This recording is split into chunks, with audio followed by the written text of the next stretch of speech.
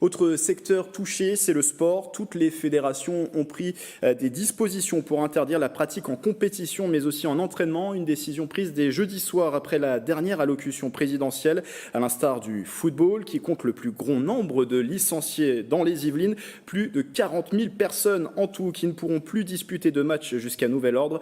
Samedi, le club de Voisins-le-Bretonneux se réunissait pour faire le point sur la situation et organiser la suite. Les propos sont recueillis par Mathilde Demy.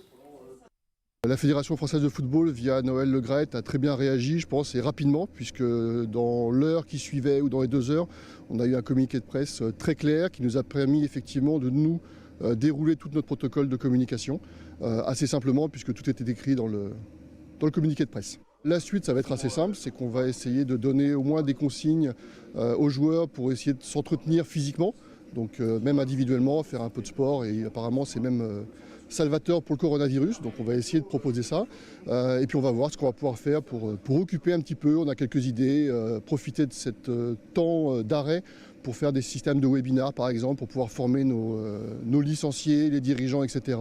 Webinar, ça veut dire à la télé, donc tout le monde dans son canapé va pouvoir faire ça. Voilà, on a plusieurs idées, on va voir ce qu'on va pouvoir faire. Moi je suis en période fiscale au niveau travail, donc du coup c'est vrai qu'une tension un peu stress au travail, donc du coup c'est vrai que le sport me permet d'avoir une bouffée d'oxygène. Donc c'est vrai que là on va faire avec les contraintes qu'on nous impose. Malheureusement je pense qu'il faut qu'on soit aussi raisonnable et faire face à cette crise.